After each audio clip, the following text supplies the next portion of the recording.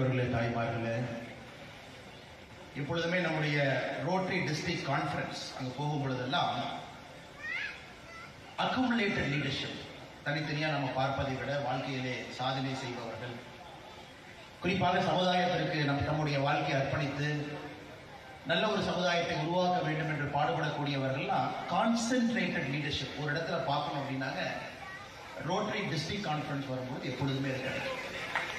ஒரு அரசியல் பொதுக்கூட்டம் வேற, ஒரு நார்மல் கூட்டங்கள்லாம் வேற. It's very distilled wisdom. எல்லாருமே லைஃப்ல ஒரு சர்டன் லெவல் ஆஃப் குவாலிட்டி இருக்கிறவங்க, ஒரு மென்டல் மெச்சூரிட்டி இருக்கிறவங்க, ஒரு ஸ்பிரிச்சுவல் என்லைட்டன்மெண்ட் இருக்கிறவங்க, எல்லாவற்றையும் தாண்டி நான் என்று சொல்வதை விட நாம் என்று சொல்லுகின்ற வார்த்தையை நம்பக்கூடியவர்கள் தான் ரோட்டரியில் அதிகமாக இருப்பாங்க. அதனால் இது ஒரு எப்பொழுதுமே ஒரு பெரிய பாக்கியமாக நான் கருதுவேன். ஒரு முறை ரோட்டரி வந்து பேசக்கூடிய வாய்ப்பு கிடைக்கும் பொழுதெல்லாம் அதை தட்டி கழிக்காம ஆர்வமாக அதை பற்றி கொண்டு வந்து மேடையில் நிற்பதற்கு பெருமைப்பட்டுக் கொள்வேன். அதுபோல் இதுவும் ஒரு மேடை. ரங்கோலி 2025 நம்முடைய ரோட்டரி டிஸ்ட்ரிக்ட் கான்ஃபரன்ஸ், கிட்டத்தட்ட 100க்கும் மேற்பட்ட ரோட்டரி கிளப் எல்லோரும் இணைந்து நடத்தக்கூடிய நிகழ்வு. மிக முக்கியமாக இந்த டிஸ்ட்ரிக்ட் கவர்னராக பணி செய்து கொண்டிருக்கக்கூடிய ரோட்டரியன் ஐயா மதிப்பு முதிர்ந்த டாக்டர் எஸ் சுரேஷ் பாபு அவர்கள், அவருடைய ஃபர்ஸ்ட் லேடி இந்த பீரியட்ல மேடம் ஷீலா சுரேஷ் பாபு அவர்கள், டிஸ்ட்ரிக்ட் 3203. அதே போல இந்த கான்ஃபரன்ஸுடைய சேர்மனாக இருக்கக்கூடிய ஐயா ஏஎஸ் சிவபாலன் அவர்கள், ரோட்டரி திருப்பூர் சவுத் பிரசிடென்ட் மோகன சுந்தரம் ஐயா அவர்கள், district general secretary advocate Jayaraman அவர்கள், மேடையிலே அமர்ந்திருக்கக்கூடிய எல்லா முக்கியமானவர்கள் என்னோடு எல்லாமே ஐயா மேடையில் இருக்கிறாங்க. சுரேஷ் பாபு ஐயா இருக்கிறாங்க, சிவபாலன் அவர்கள், ஜெகநாதன் அவர்கள், ஆண்டவர் ராமசாமி ஐயா இருக்கிறாங்க. அதே போல நம்முடைய ராகுல் குமார் கோடி அவங்க இருக்கிறாங்க. நான் பெரிதும் மதிக்கக்கூடிய, பார்த்து எப்பொழுதும் வியந்து பார்க்கக்கூடிய மனிதர்களோடு இருக்கக்கூடிய ஐயா கிருஷ்ணராஜ் வானவராயா அவர்கள் முன்னிறுத்தியில் இருக்கிறாங்க. மிக அற்புதமாக பேசிவிட்டு அமர்ந்திருக்கிறார்கள். அவருக்கும் என்னுடைய வணக்கத்தை தெரிவித்துக் கொள்கின்றேன். பலகருப்பையா ஐயா வந்தாலே ஒரு ஃபயர் இருக்கும். இன்னைக்கு கோயம்புத்தூர் வந்திருக்கிறாங்க. அற்புதமாக பேசக்கூடியவர்கள். எந்த தலைப்பாக இருந்தாலும், அரசியலாக இருக்கட்டும், ஆன்மீகமாக இருக்கட்டும், எதாக இருந்தாலும் பிச்சு உதவிடுவாங்க. இன்னைக்கு ஐயா பலகருப்பையாவில் கரெக்டாக தேர்ந்தெடுத்து ரோட்டரி மீட்டிங் கூப்பிட்டுருக்கிறீங்க. ஐயா அவர்களுக்கும் என்னுடைய வணக்கத்தை தெரிவித்துக் கொள்கின்றேன். பாஸ்ட் டிஸ்ட்ரிக்ட் கவர்னர் அட்வொகேட் வல்லம்தாஸ் அவர்கள், டாக்டர் முருகானந்தம் அவர்கள், நாராயணசுவாமி அவர்கள், டாக்டர் சகாதேவன் அவர்கள், ஜார்ஜ் சுந்தர்ராஜ் அவர்கள், சிவசங்கரன் அவர்கள், ஏவிபி கார்த்திகேயன் அவர்கள், அட்வொகேட் சண்முக சுந்தரம் அவர்கள், இளங்குமரன் அவர்கள், சுந்தரராஜ் அவர்களுக்கும் என்னுடைய வணக்கத்தை தெரிவித்துக் கொண்டு, ஃபியூச்சர் கவர்னர்ஸாக நம் முன்பு இருக்கக்கூடிய தனசேகர் அவர்கள், பூபதி அவர்கள், விஜய் சந்திரன் அவர்கள் எல்லோருக்கும் இந்த நேரத்தில் என்னுடைய காலை வணக்கத்தை உண்டாக்கிக் கொள்கின்றேன். அன்பு சொந்தங்களே, எனக்கு கொடுத்திருக்கக்கூடிய தலைப்பு இன்டெகிரிட்டி இன் லீடர்ஷிப். முதல்ல அது பேச வேண்டிய கட்டாயம் பாருங்க. இன்டெகிரிட்டி இன் லீடர்ஷிப் நம்ம ஊர்ல பேச வேண்டிய கட்டாயம் நமக்கு வந்திருக்கு. காரணம், லீடர்ஷிப்போட இன்பில்ட் குவாலிட்டி இன்டெகிரிட்டி. இன்டெகிரிட்டி இல்லாமல் ஒரு லீடர்ஷிப் கிடையாது. ஒரு தலைமை பண்புல நேர்மை என்பது கலந்திருந்தால் மட்டும்தான் அது தலைமை பண்பு. ஆனால் சுற்றி இருக்கக்கூடிய உலகத்தை நாம உற்று பார்க்கும் பொழுது, ஒரு பேப்பரை நாம திறந்து பார்க்குறோம், கார்பரேட் ஸ்கேம். ஏதாச்சும் ஒரு பேப்பரில் ஒரு பக்கத்தில் ஒரு இடத்துல கார்பரேட் ஸ்கேம் இருக்கும். ஏன் ஸ்போர்ட்ஸுக்குள்ளே போகிறோம், அதில் ஒரு டோப்பிங் அது சம்மந்தமாக இருக்கும். நல்ல வரக்கூடிய கம்பெனி, ஸ்டார்ட் அப், பைஜு போன்ற நிறுவனங்கள்லாம் இந்தியாவுடைய ஒரு 2-3 ஆண்டுகளுக்கு முன்பு ஹையஸ்ட் மார்க்கெட் வேல்யூவேஷன் இருக்கக்கூடிய கம்பெனி இன்னைக்கு ஒன்றுமே இல்லாமல் ஒரு காகித குப்பையாக சில கம்பெனிகள் மாறி இருக்கு. அதையும் பார்க்குறோம். ஸோ எல்லா இடத்துலையும் சுற்றி பார்க்குறோம். அரசியல்வாதிகள் தவறு செய்து மாற்றதை பார்க்குறோம். ஒரு சினிமா நடிகராக இருந்தாலும் பர்சனல் லைஃப்பில் ஒரு ஸ்கேம், அதையும் டிவியில் பார்க்குறோம். ஸோ இன்னைக்கு காட்சி ஊடகம் பார்த்தீங்கன்னா இது ஒரு வியாபாரமாக மாற்றி, இன்டெகிரிட்டி இல்லாமல் இருக்கிறத ஒரு வியாபாரமாக மாற்றி ஒரு டிஆர்பியாக அது ஒரு சென்சேஷனல் நியூஸாக ஓட்டுறதையும் நம்ம பார்க்குறோம். அப்போ வளர்ந்து வர்ற குழந்தைங்களுக்குலாம் என்னன்னா, இதையெல்லாம் செஞ்சால் நம்ம ஃபேமஸ் ஆகுமா, அப்போ இதையெல்லாம் நம்ம செஞ்சுக்கிட்டே இவங்கள மாதிரி இருந்தோம் அப்படின்னா நமக்கு ஒரு நியூஸ் வேல்யூ கிடைக்குமா அப்படிங்கிற உலகத்துக்குள்ளே நம்ம என்ட்ராயிருக்கோம். அதனால் மிக முக்கியமாக இந்த ரோட்டரி ஃபங்க்ஷனில் இன்டெகிரிட்டி இன் லீடர்ஷிப், தலைமை பண்பில் ஒரு நேர்மை அப்படிங்கிறத பற்றி பேச வேண்டும் என்று நீங்கள் விருப்பப்படுறேன். இது பேசுவதற்கு முதல்ல எனக்கு தகுதி இருக்கான்னு தெரியல, இருந்தும் அழைத்திருக்கின்றீர்கள். எனக்கு தெரிஞ்ச சில வார்த்தைகளை உங்கள் முன்பு சொல்ல வேண்டும் என்பது என்னுடைய ஆசை. எல்லாருமே அப்ரஹாம் லிங்கன் அடிக்கடி பேசுவாங்க, அவரை பற்றி பேசுவாங்க, உயர்ந்த ஒரு மனிதன் சொல்லுவாங்க. இந்த ஸ்டீஃபன் ஸ்பீல்பர்க் அவர் லிங்கன் ஒரு படம் எடுத்திருக்காங்க, ஒரு அற்புதமான ஒரு ஆங்கில படம். ஸ்டீஃபன் ஸ்பீல்பர்க் அந்த படத்தில் ஒரு சிறந்த படம். அந்த படம் முடியும் பொழுது லிங்கனை பற்றி ஒரு சின்ன கோட் போடுவார் Stephen Spielberg. The greatest measure of the 19th century passed by the purest man in America, aided and abetted by corruption அப்படின்னு அந்த கோட் அந்த மூவி முடியுங்க. அதை வந்து அந்த காலகட்டத்தில் 1860 காலகட்டத்தில் தடியஸ் ஸ்டீவன்ஸ் அப்படிங்கிற ஒரு செனட்டர் அவர் சொன்னதான் அந்த கோர்ட்டுக்கு வந்து சொல்லியிருப்பாங்க. The greatest measure of the 19th century அப்படின்னா ஸ்லேவரி அபாலிஷ் பண்ணது. அமெரிக்காவில் ஸ்லேவரி இருந்துச்சு, அது அப்ரஹாம் லிங்கன் அவருடைய காலகட்டத்தில் சிவில் ரைட்ஸ் ஆக்டில் அபாலிஷ் பண்ணிட்டார். Done by the purest man in America. அமெரிக்காவில் அந்த காலகட்டத்தில் வாழ்ந்த நேர்மையான மனுஷன். எப்படி பண்ணார்? Aided and abetted by corruption. So அந்த 13th amendment அமெரிக்கன் கான்ஸ்டியூஷனுக்குள்ள கொண்டு வர்றதுக்கு அப்ரஹாம் லிங்கன் அவர்கள் ஒருத்தருக்கு, தம்பி உனக்கு என்ன வேணும், பணம் வேணுமா, சரி வாங்கிட்டு ஓட்டு போடு. உனக்கு என்ன வேணும், தொகுதிக்கு 2 திட்டங்கள் வேணுமா, வாங்கிட்டு ஓட்டு போடு. ஒருத்தராக பை பண்ணி அவருடைய சைடில் அந்த ஓட்டை மாற்றுவார். ஸோ அப்புறம் தான் அமெரிக்காலேயே 13th amendment பாஸ் ஆகும். ஸோ இது வந்து ஒரு லீடர்ஷிப்பில் ஒரு ஸ்டடிங்க. ஒரு லீடர்ஷிப் எடுத்து நம்ம கிளியராக பார்க்கும் பொழுது ஒரு மொமெண்ட்ஸ் ஆஃப் செல்ஃப் டவுட்டில் ஒரு முக்கியமான காலகட்டத்தில் ரோடு 2 இடத்துல பிரியுது, ஒரு லீடர் அங்கே நிற்கிறாரு. ஒரு அரசாங்க அதிகாரிகிட்ட பணம் கொடுத்து தான் ஒரு வேலையை செய்ய முடியும், அது மூலமாக தான் நமக்கு ஒரு கான்ட்ராக்ட் கிடைக்கும், அது மூலமாகத்தான் ஒரு 1000 பேருக்கு வீட்டில் அடுப்பெரிய வைக்க முடியும், இல்லாட்டி நமக்கு ஒரு லேண்டு கிளியரன்ஸ் கிடைக்காது, இல்லாட்டி நமக்கு இது கிடைக்காது. இது ஒரு ரோடு. இல்லை இது எதுவுமே நான் செய்ய மாட்டேன், நான் இந்த ரோட்டில் மட்டும்தான் போவேன், நான் பணம் கொடுக்க மாட்டேன், ஒரு ஸ்கொயர் ஃபீட்டுக்கு பணம் கொடுக்க மாட்டேன், கிளியரன்ஸ்க்கு நான் பணம் கொடுக்க மாட்டேன், அக்ரிகல்ச்சர் ஜோன் கன்வர்ஷன் கமர்ஷியல் லேண்டுக்கு நான் கொடுக்க மாட்டேன், என்னானாலும் பார்த்துக்கலாம், பொல்யூஷன் கண்ட்ரோல் போர்டு முன்னாடி நான் திருப்பூர் யாராச்சும் தொழிலதிபரில் இருக்கிறீங்க, பின்னலாடை தொழிலதிபர், நான் கை கட்டி நிற்க மாட்டேன், நான் பார்த்துக்கலாம். இது என்னை பொறுத்தவரை இதுதான் ஒரு டிசிஷன் மேக்கிங்கில் உங்களுக்கு இருக்கக்கூடிய மிக முக்கியமான பிரச்சனை. நீங்கள் ரொம்ப வெயின் பண்ணுவீங்க, இது செய்யலாமா செய்ய வேண்டாமா. நாம் இதை செய்யாமல் இந்த ரோட்டில் போகிறோம், அப்போ நம்ம சுற்றி இருக்கக்கூடிய 1000 பேருக்கு என்ன ஆகும்? இழுத்து மூடிடுவாங்க, லேபிள் இன்ஸ்பெக்டர் வருவாங்க, செக் பண்ணுவாங்க. ஒரு பவர் சென்டரை எதிர்த்து நிற்க வேண்டிய கட்டாயம். எந்த கவர்மெண்ட் இருந்தாலும் பரவாயில்லைங்க, இன்னைக்கு நாளைக்கு நேற்று முந்தா நேற்று வர்ற கவர்மெண்ட்டு போன கவர்மெண்ட் யாரும், நான் எந்த ஒரு அரசையும் நான் கை நீட்டி கை காட்டலை. ஸோ இங்கே இருக்கக்கூடிய பெரும்பான்மையான தலைவர்களுக்கு உங்களுக்கு இருக்கக்கூடிய அடிப்படை பிரச்சனை என்பது, நீங்கள் எடுக்கக்கூடிய முக்கிய முடிவுகள் எப்பொழுதுமே 2 ரோடு உங்கள் முன்னாடி இருந்துகிட்டே இருக்கும். இப்படி போகலாமா, இப்படி போகலாமா, எப்படி போவீங்க? நான் உங்களுக்கு சில கேள்விகள் வைக்கிறேங்க, அதன் பிறகு என்னுடைய சில விஷயங்களை நான் அதில் பேசுகிறேன். 2வது, நமக்கு இருக்கக்கூடிய அடிப்படை பிரச்சனை, வீட்டுக்குள்ள நமக்கு ஒரு உருவம் இருக்கு. We are a father, we are a mother, we are a son, we are a daughter. வீட்டுக்கு வெளியே நமக்கு ஒரு சோஷியல் ரோல் இருக்கு. நம்ம ஒரு பிஸ்னஸ் மேன், ரோட்டரியில் member, Rotary governor, Rotary president. Friends கிட்ட நமக்கு ஒரு ரோல் இருக்கு. இந்த 3லும் நம்முடைய பிஹேவியர் ஒரே மாதிரி இருக்கா, இல்லை 3லும் வேற வேற பிஹேவியர் இருக்கா? வீட்டுக்குள்ள ஒரு மாதிரி இருக்குமா, வெளியே ஒரு மாதிரி, சோஷியல் ஒரு மாதிரி இருக்குமா, பர்சனல் லைஃப்ல ஒரு மாதிரி இருக்கிறோமா? தினமும் நமக்கு வரக்கூடிய பிரச்சனைகள். நான் வீட்டை சுத்தமாக வச்சிருப்பேன், ஆனால் ரோட்டில் குப்பை போடுறதை பற்றி நான் கவலைப்பட மாட்டேன். ஒரு காவல்துறை பார்க்கல அப்படின்னா கூட ஒரு டிராஃபிக் லைட்டை பிரேக் பண்ணுறதை பற்றி நான் கவலைப்பட மாட்டேன், யாரும் என்னை பார்க்கல, யாருமே இல்லை, இரவு 11 மணிக்கு டிராஃபிக் லைட் போட்டிருக்காங்க, யாருமே பார்க்கல அப்படின்னா கூட நான் வண்டியை நிறுத்தவனா நிறுத்த மாட்டேனா?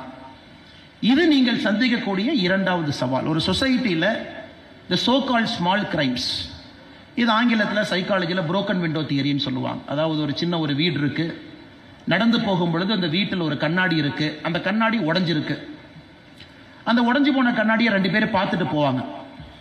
அடுத்த நாள் ஒருத்தர் வருவார், கண்ணாடி உடஞ்சிருக்கும், ரிப்பேர் பண்ணிருக்க மாட்டாங்க. ஓ, அப்போ இந்த இடத்துல நம்ம யூரினேட் பண்ணலாமாட்டிருக்கு, கண்ணாடியே உடஞ்சிருக்கு, அப்கீப் இல்லை, மெயின்டெனன்ஸ் இல்லை, அங்கே யூரினேட் பண்ணுவாங்க. 10 நாள் கழிச்சு இன்னொருத்தர் பார்ப்பார், என்னப்பா இங்கே யூரினேட் பண்ணியிருக்காங்க, கண்ணாடி உடஞ்சிருக்கு, அப்போ யாருமே வரமாட்டாங்களாட்டிருக்கு, நாம் இங்கே வழிப்பறை பண்ணலாம். ஸோ இந்த சைக்காலஜியில் இந்த புரோக்கன் விண்டோ தியரி என்ன சொல்லுதுனாங்க, குற்றங்கள் எங்கே நடக்க ஆரம்பிக்குதுன்னா, எங்கே ஒரு சிறிய குற்றம் நடந்து அதை கண்டுக்காமல் விடுறோமோ, அது அக்குமுலேட் ஆகி ஆகி ஆகி ஆகி ஒரு பெரிய குற்றம் நடப்பதற்கு அதை விதை போடும். அந்த இடத்துல பார்த்தீங்கன்னா 1 வருஷம் கழிச்சு ஒரு ரேப் நடக்கும், 1 வருஷம் கழிச்சு ஒரு பெண் நடந்து போகும் பொழுது கையை பிடிச்சி இழுக்கிறான்னு ஒருத்தனுக்கு தோணும். ஏன்னா அந்த சின்ன விஷயத்தை நம்ம சரி பண்ணல, ஒரு கிராஃபிட்டியை சரி பண்ணல, சுவரில் கிறுக்கிறிக்கிறாங்க சரி பண்ணல, அந்த விண்டோவை வந்து யாரோ ஒரு அதிகாரி ஃபிக்ஸ் பண்ணல. ஸோ இது நம்ம சமுதாயத்தில் அடிக்கடி பார்க்கக்கூடிய பிரச்சனை, ஒரு சோஷியல் இன்டெகிரிட்டி. பொது வாழ்க்கையில் நம்முடைய பிஹேவியர், தனிப்பட்ட நபராக இருந்தாலும் சரி, ஒரு லீடர்ஷிப் எபிலிட்டியில் நம்ம இருந்தாலும் சரி, ஒரு சின்ன விஷயத்தை நம்ம கையால் ஆகாதனால வரக்கூடிய பிரச்சனைகள் என்ன? இன்னைக்கு ரோட்டரியில் நாம் எல்லாருமே இங்கே அமர்ந்திருப்பது தனிப்பட்ட வாழ்க்கையில உங்களுடைய தலைமை பண்பை எப்படி மேம்படுத்துவது, பொது வாழ்க்கையில உங்களுடைய தலைமை பண்பை எப்படி சீர்தூக்கி பார்ப்பது, இந்த ரெண்டு விஷயத்துக்காகத்தான் நாம் இருக்கோம். பொது வாழ்க்கையில் நாம் எப்படி இருக்கணும், அதே போல நம்ம ஒரு business life, personal life, professional லைஃப்ல நம்முடைய பிஹேவியர் எப்படி இருக்கணும். இதற்கு பல விஷயங்கள் இருக்கு. நான் லிங்கன்ல இருந்து ஆரம்பிச்சேன். கிரேட்டஸ்ட் மேன், அற்புதமான ஒரு மனிதர். அதெல்லாம் ஒரு பக்கம் நம்ம பார்க்கிறோம். இன்னொரு பக்கம் ஒரு டெமோக்ரஸியில ஒரு பெரிய விலை கொடுத்து தான் லிங்கன்னால சில விஷயத்தை செய்ய முடிஞ்சது. ஒருவேளை அவர் செய்யல அப்படின்னா லிங்கனுக்கு அப்புறம் வந்தவங்க இன்னும் ஒரு 30-40 ஆண்டுகள் எடுத்திருக்கலாம் ஸ்லேவரி அபாலிஷ் பண்றதுக்கு.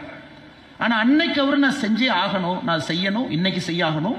இன்னைக்கு நான் சில பேர்த்த நான் பணம் கொடுத்தனாச்சு விலைக்கு வாங்குவேன். சில செனட்டரை 13th அமெண்ட்மெண்ட்டுக்கு நான் சப்போர்ட் பண்ண வைப்பேன் அப்படின்னு அவர் அந்த வேலையை செஞ்சார்.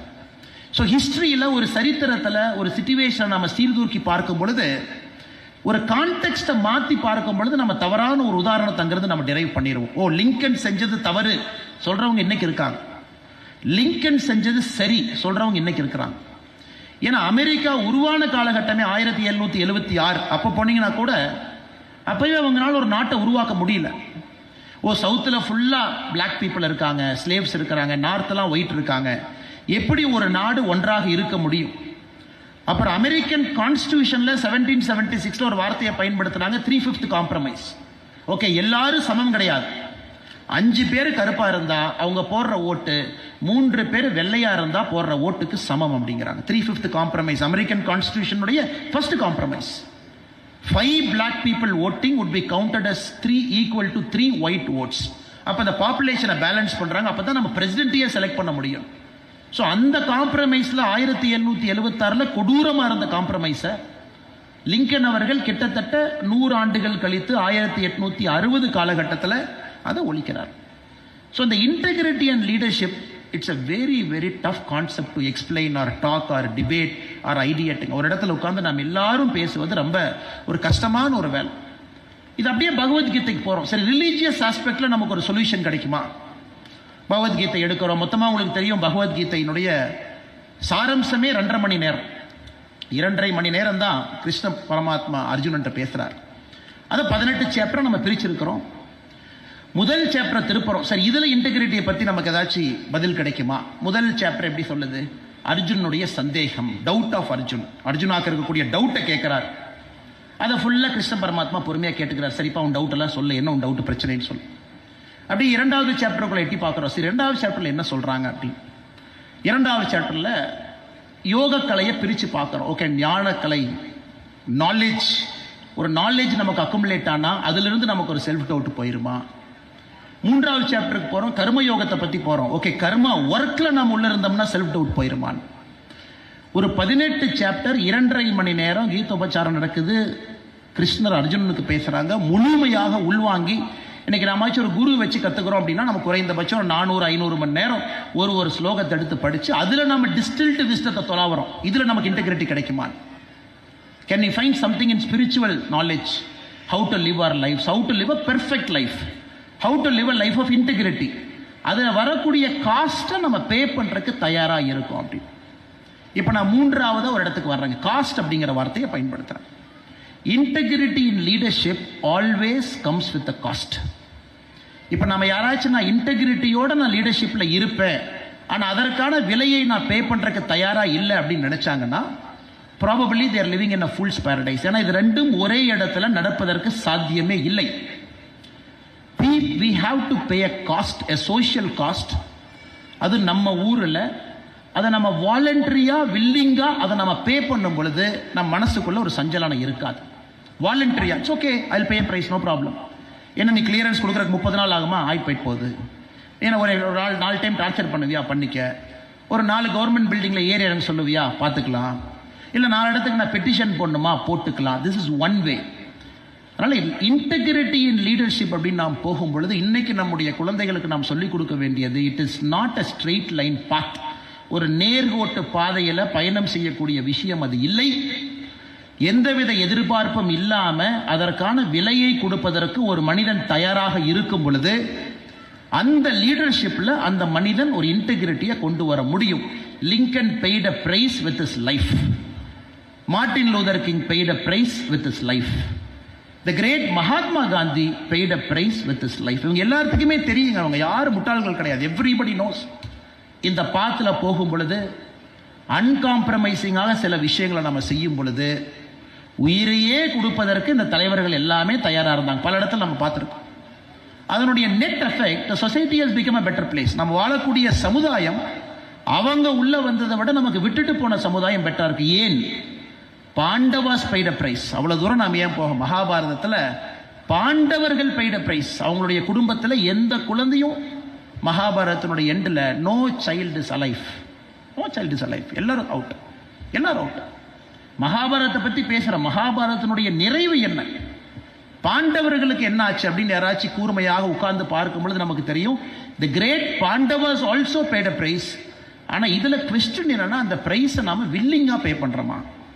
நாம் ஏற்புடைய கருத்தோடு இல்லை, நான் இப்படி தான் இருப்பேன், இப்படி தான் என் லைஃப்பை வாழுவேன், நான் இப்படி இருக்கும் பொழுது எனக்கு உள்ள எந்த விதமான இன்டர்னல் கான்ட்ரடிக்ஷன் கிடையாது, I am accountable to my action, என்னுடைய முடிவுக்கு நான் பொறுப்பேற்றுக் கொள்கின்றேன், அதனால் கொடுக்கக்கூடிய விலையை பற்றி நான் கவலைப்பட போவதில்லை என்று நினைக்கும் பொழுது probably we are moving towards a perfect life. பகவத்கீதையினுடைய சாராம்சத்தை எங்கேயோ தொட்டு பார்த்த ஒரு ஃபீலிங் நமக்கு இருக்கும். என்னுடைய ஆக்ஷனுக்கு நான் அக்கௌண்டபிள், அதுக்குன்னு ஒரு முடிவெடுக்காம நான் இருக்கிறேன், ஒரு ஸ்டேட் ஆஃப் இன்ஆக்ஷன்ல இருக்கேன், அதுவும் தப்பு. ஒரு முடிவு எடுக்கணும், அது என்னுடைய சுவதர்மம், என்னுடைய தர்மம், அந்த வேலையை நான் செய்யணும். அதனால தான் இந்த தலைப்பு நீங்கள் கொடுக்கும் பொழுது இன்டெகிரேட் லீடர்ஷிப்னு ஒரு 4 எக்ஸாம்பிளை யாருனாலே கொடுக்க முடியாது சார். ஏன்னா என்னுடைய வாழ்க்கையும் அப்படிப்பட்ட வாழ்க்கை இல்லை. இங்கே இருக்கக்கூடிய யாருமே கையை உயர்த்தி அப்படி நம்ம சொல்ல முடியாது. சிச்சுவேஷன் இடத்துக்கு தகுந்தால் போல யோசிச்சு, ஆனால் எல்லா இடத்துலையும் நம்முடைய ஆக்ஷனுக்கு நம்ம அக்கௌண்டபிளாக இருக்கிறோமா? ஏன் அவ்வை மூதாட்டி, நிறைய நம்ம அவ்வை மூதாட்டினுடைய ஆத்திச்சூடி எல்லாமே நம்ம படிக்கிறோம். நல்வழி 41 கதைகள். நல்வழியில் அவ்வை மூதாட்டி அவங்க நமக்கு ரொம்ப டிஸ்டில்டு விஸ்டம் கொடுக்குறாங்க. எனக்கு அந்த 41 ரொம்ப ரொம்ப பிடிச்சது, ஆற்றங்கரையின் மரமும் அரசரிய வீட்டிருந்த வாழ்வும் விழுமன்றே. எப்படி சொல்றாங்க பாருங்க, ஆற்றங்கரையின் மரமும் அரசரிய வீட்டிருந்த வாழ்வும் விழுமன்றே, ஏற்றம் உழுதுண்டு வாழ்வதற்கு ஒப்பில்லை கண்டீரோங்கிறான். ஆத்துக்கு பக்கத்தில் இருக்கக்கூடிய மரம் அது விழத்தான் போகுது.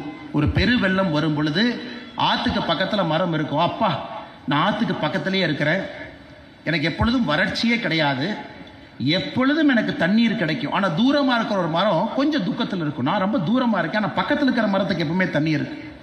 ஆற்றங்கரையின் மரமும் அரசரிய வீட்டிருந்த வாழ்வும், என்னை போல் ஆட்களுக்கு பவர் சென்டருக்கு பக்கத்தில், பவர் சென்டரில் பவரில் இருக்கிறவங்க, அரசரிய வீட்டிருந்த வாழ்வும் விழுமன்றோ, இது கண்டிப்பாக விழத்தான் போகுது. ஆனால் விழாத வாழ்க்கை என்ன? அவை மூதாட்டின்னு ஒரு ஸ்டெப் முன்னாடி போறாங்க. விழாத வாழ்க்கை என்ன?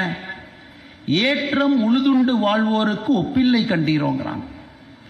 விவசாயம் பார்த்து பிழைக்கக்கூடியவருடைய வாழ்க்கை எப்பொழுதும் விழாது. ஒரு ஸ்டெப் அவங்க மேலே போய்கிட்டே தான் இருப்பாங்க. எவ்வளவு டிஸ்டில்டா, எவ்வளவு அற்புதமாக சொல்றாங்க பாருங்க. ஏன்னா பக்கத்தில் இருக்கக்கூடிய மரமும், அந்த தண்ணீர் எனக்கு இருக்கு, நான் ஆத்து பக்கத்தில் இருக்கேன் அப்படின்னு நினைக்கக்கூடிய மரமும் பெருவெள்ளத்தில் முதல் மரமாக அது விழுந்து தான் ஆகணும். நான் பவரில் இருக்கேன், பவர் சென்டரில் இருக்கேன், நான் அதை பண்ணுறேன் இதை பண்ணுறேன்னு நினைக்கிறவங்க ஒரு நாள் இல்லை என்றால் ஒரு நாள் விழுந்து தான் ஆகணும். விழாதவர்கள் யார் என்பதை சொல்கிறாங்க. அதனால் அருமை சொந்தங்களே, என்னுடைய வேண்டுகோள் வேள்வி அப்படின்னு சொல்கிறத விடங்க, இன்னைக்கு நம்முடைய சமுதாயத்தில் இன்டெகிரிட்டியோட நேர்மையோட ஒரு தலைமை பண்பை அணுகக்கூடிய மனிதர்கள் நமக்கு வேண்டும். அதற்கு அவர்கள் விலை கொடுப்பதற்கு தயாராக, ஒரு சைடு ஆஃப் காயின் மட்டும் ஓகே, இன்னொரு சைடு ஆஃப் காயின் அவங்க பார்க்காம இருந்தாங்கன்னா அது வேலைக்கு ஆகாதுங்க. அவங்க விலை கொடுப்பதற்கு தயாராக இருக்கும்.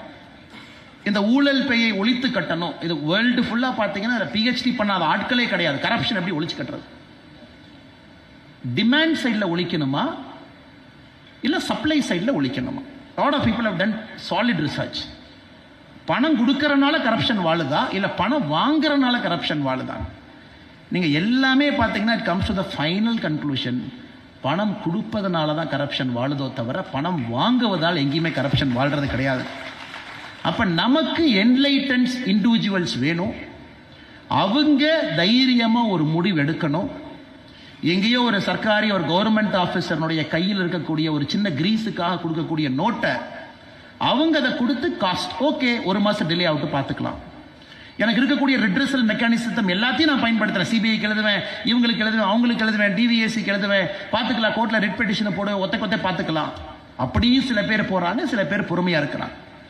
அது செய்யும் பொழுது மட்டும்தான் என்னை பொறுத்தவரை இந்த ஊழல் என்கின்ற பேய் நம்முடைய நாட்டிலிருந்து அடிச்சு துரத்த முடியுங்க. இல்லாட்டி அது வாய்ப்பே இல்லை. இந்த பேய் வேற வேற ரூபத்தில் திரும்ப திரும்ப நமக்குள்ள வரும். அது ரோட்டரியில் இருக்கிறவங்க முடிவெடுக்கலாம், வேற யார் முடிவெடுக்க முடியுங்க? Only you can make a decision. ஏன்னா நீங்க நார்மல் பிசினஸ் பீப்புள் கிடையாது. டாக்டர், இன்ஜினியர், அட்வொகேட் எல்லாருமே இங்க இருக்கிறீங்க. அதை தாண்டி you have a public spiritedness. அதையெல்லாம் தாண்டி உங்கள்கிட்ட ஒரு பப்ளிக் ஸ்பிரிட்டட்னஸ் இருக்கு. நான் என்று சொல்வதை விட நாம் என்று பார்க்கிறேன். அந்த ஒரே காரணத்தினால மட்டும்தான் நீங்க ரோட்டரியில் இணைறீங்க. வாரத்துக்கு ஒரு நாள் திங்கக்கிழமையோ செவ்வாய்க்கிழமையோ உங்க ரோட்டரி மீட்டிங்க்கு போறீங்க, நேரம் கொடுக்குறீங்க. வாலண்டியர் ரோட்டரி கவர்னர் 3 வருஷம் எந்த வேலையும் செய்ய முடியாது. உங்களுக்கு தெரியும், 3 வருஷம் இதே ஒரு கிளப்பாக போகணும், எல்லா மீட்டிங்லையும் இருக்கணும், எல்லா ப்ராஜெக்ட்லையும் இருக்கணும், அம்மாவும் கூட இருக்கணும். அதே போல் ரோட்டரியினுடைய பிரசிடெண்ட்டாக இருக்கிறாங்க, இதே தாங்க. ஏன்னா நான் போகிற உடுப்பிலாம் நான் ஹானரி ரோட்டரி மெம்பராக கொடுப்பாங்க. இந்த மீட்டிங்கெல்லாம் போய் அப்பப்போ உட்காரும். இவ்வளவு வேலைக்கு சிரமத்தில் நீங்கள் நேரமும் கொடுக்குறீங்க ரோட்டரிக்கு அப்படின்னா உங்களுக்கு அந்த பப்ளிக் ஸ்பிரிட்டட்னஸ் இல்லை என்றால் உங்களால் அந்த வேலையை செய்ய முடியாது. அதனால் லெட் அஸ் மேக் இட் வர்த். நாம் செய்யக்கூடிய அந்த நேரத்தை லெட் அஸ் மேக் இட் வர்த். அதனால் ரோட்டரியில் இவ்வளவு கிளப், இவ்வளவு பேர், இவ்வளவு மெம்பர்ஸ், தமிழ்நாட்டில் நீங்க மட்டும் நான் ஒரு நேர்மையான பாதையில் பயணிப்பேன் என்று நீங்கள் முடிவெடுத்துட்டீங்கன்னா உங்களை சுற்றி இருக்கக்கூடியவர்கள் மாற ஆரம்பிப்பாங்க. Your relatives, your neighbours, your friends, your colleagues எல்லாருமே கொஞ்சம் கொஞ்சம். ஆனால் யாருமே தெரிஞ்சு தப்பு பண்றது இல்லைங்க. It is a problem. All of us are trying to find a solution. Technology மூலமா அதை கட்டுக்குள்ள கொண்டு வந்துடலாமா? ஆன்லைன் டிரான்ஸ்பரன்சி சட்டம் சில ஸ்டேட்ஸ் பாருங்க, சக்கால ஆக்ட்னு கொண்டு வந்திருக்காங்க. தமிழ்நாட்டில் அது இல்லை.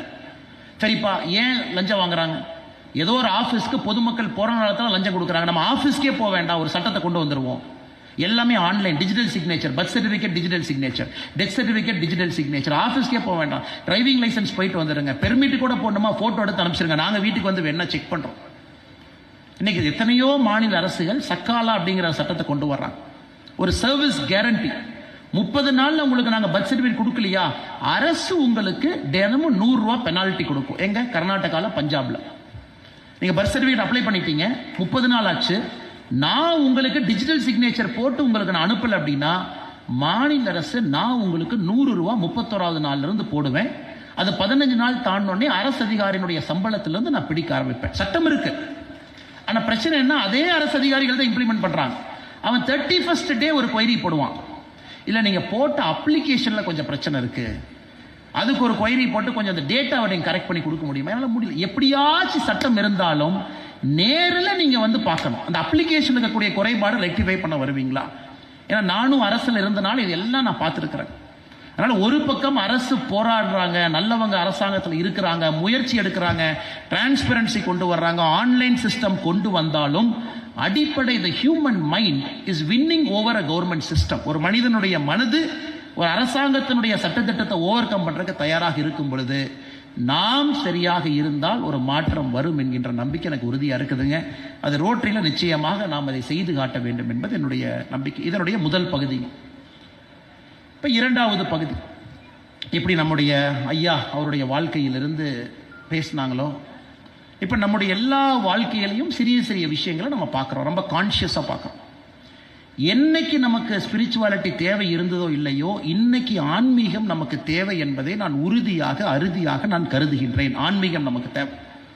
உடனே ஆன்மீகம்னு சொன்னா நம்ம ரிலீஜியன் ஒரு கன்ஃபியூஷன் பண்ணி போய்க்கிறாங்க. அது நம்முடைய பழக்க வழக்கம். நாம் எப்படி வேணாலும் சாமி கும்பிட்டுக்கலாம், எங்க வேணாலும் போகலாம், கோயிலுக்கு போறவங்க போகலாம், மாஸ்க் போறவங்க போகலாம், சர்ச்சுக்கு போறது போகலாம். That's one part.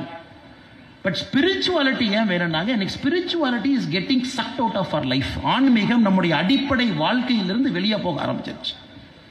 ஆன்மீகம் வெளியே போக ஆரம்பிச்சனால சரி எது தப்பு எது நமக்கு தெரியறது இல்லை.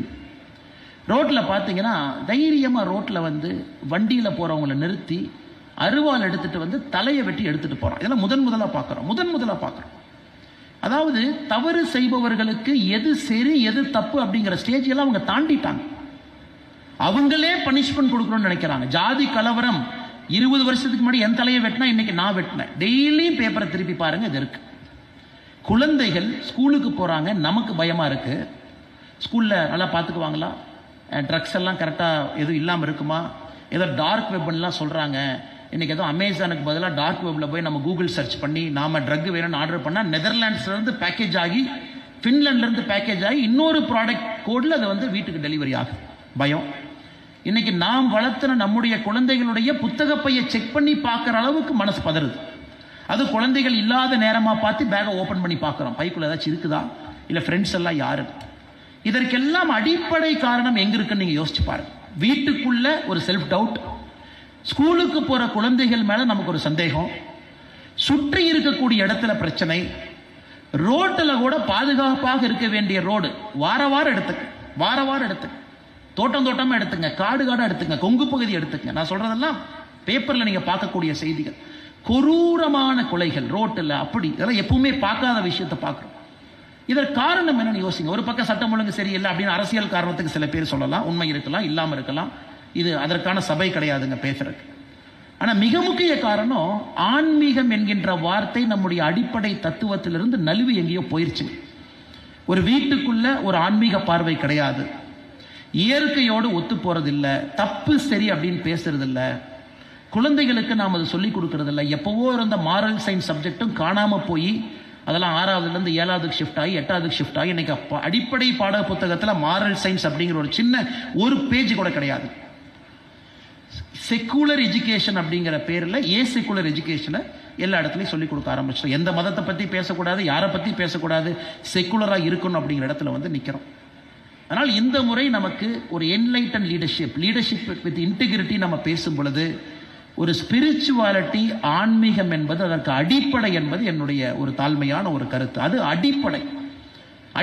ஆன்மீகம் நமக்கு இருக்கும் பொழுது மட்டும்தான், எந்த சாமியை கும்பிட்டாலும், எந்த கடவுளை கும்பிட்டாலும், எந்த மதமாக இருந்தாலும், அடிப்படை ஆன்மீகம் என்பது இருக்கும் பொழுது நமக்கு சொந்தமாக ஒரு தவறு சரி அப்படிங்கிற ஒரு பயம் வரும் பொழுது, அதை சமுதாயத்தில் நம்ம கொண்டு வரும் பொழுது சமுதாயத்தில் நிச்சயமாக ஒரு மாற்றம் வரும். அதனால் நாம முயற்சி எடுக்கணும். நம்முடைய அலுவலகமாக இருந்தால், நம்ம நடத்துகிற கம்பெனியாக இருந்தாலும், இஸ்லாமிய நடத்துறீங்களா, ஒரு பூஜை போட்டு நடத்துங்க, இஸ்லாமிய முறைப்படி அங்கே ஒன்று இருக்கட்டும். கிறிஸ்தவர்கள் நடத்துறீங்களா, கிறிஸ்து முறைப்படி அங்கே ஒன்று பண்ணுங்க. ஹிந்துக்களாக இருக்கிறீங்களா, ஹிந்து முறைப்படி அந்த அலுவலகத்தில் ஒன்று பண்ணுங்க. ஸ்பிரிச்சுவாலிட்டி ஆஃபீஸ்க்குள்ள முதல்ல கொண்டு வர பாருங்க அப்படிங்கிறது என்னுடைய தாழ்மையான கருத்து. ஒரு ஆயுத பூஜைக்கு நான் செய்கிறேன், இல்லை நான் தீபாவளிக்கு நான் செஞ்சேன், அதை தாண்டி தினமும் செய்ய முடியுமா? தினமும் பகவத்கீதையினுடைய ஒரு ஸ்லோகத்தை அலுவலகத்தில் நம்முடைய ஸ்டாஃப் எல்லாம் காலையில் அசம்பிள் ஆயிருக்கும் பொழுது ஒரு ஸ்லோகத்தை சொல்லி காலையில் விளக்கத்தை சொல்லி ஆரம்பிக்கலாமா? இல்லை குரான்ல இருந்து ஹதீஸ்ல இருந்து ஒரு விஷயத்தை நம்ம பேசி இஸ்லாமிய சொந்தங்கள் யாராச்சும் இருக்கீங்கன்னா ஆரம்பிக்கலாமா? இல்லை பைபிள்ல இருந்து ஒரு வார்த்தையை சொல்லி அது அலுவலகமாக இருந்தால் அதை ஆரம்பிக்கலாமா? இதை செய்ய வேண்டிய கட்டாயம் நமக்கு வந்துருச்சு சார். இன்னைக்கு வந்துருச்சு. காலையில் 10 நிமிஷம், அது அலுவலகமாக இருக்கட்டும், அது ஸ்கூலாக இருக்கட்டும், அது காலேஜாக இருக்கட்டும், அதில் நம்ம சொல்லிக் கொடுக்கக்கூடிய நற்பண்புகள். ஏன்னா சமுதாயத்தில் அதை தாண்டி வேற வாய்ப்பே இல்லை சார். நீங்கள் யூடியூப் ஆரம்பிங்க, எல்லாம் அல்காரிதம். யூடியூப்பை நீங்கள் 3 டைம் இப்படி ஸ்க்ரோல் பண்ணிட்டீங்கன்னா அல்காரிதம் பிக் பண்ணிக்கும். என்ன பார்க்குறீங்களோ அந்த வீடியோ மட்டும்தான் உங்களுக்கு திரும்ப வரும். புதுசாக எந்த வீடியோ உங்களுக்கு வராது.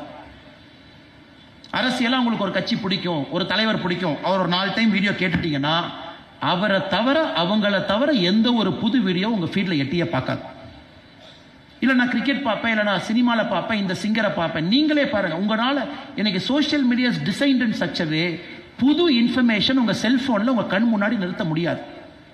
ஃபேஸ்புக் அவங்களுடைய ஆனுவல் ரிப்போர்ட்டை பாருங்கள், நாஸ்டாக்கு அவங்க சப்மிட் பண்ணுற ஆனுவல் ரிப்போர்ட் எடுத்து பாருங்கள். ஒரு ஃபேஸ்புக்கினுடைய நம்முடைய டேட்டாவில் எவ்வளவு பணம் அவன் சம்பாதிக்கிறான், பேர் அக்கௌண்ட் எவ்வளவு பணம் ஆவரேஜாக சம்பாதிக்கிறான், எந்த அளவுக்கு ஃபேஸ்புக் போகிறாங்கன்னா, நீங்கள் ஸ்க்ரோல் பண்ண ஸ்பீடு என்ன, ஒரு போஸ்ட்டை கிளிக் பண்ணி எவ்வளோ நேரம் பார்க்குறீங்க, எந்த ஆங்கிளில் ஸ்க்ரோல் பண்ணுறீங்க, அது அல்காரிதமுக்குள்ள ஒரு வேல்யூவாக எடுத்து அந்த ஃபீட் உங்களுக்கு நுழைக்கிறான். இன்ஸ்டாகிராம் இதே தான்.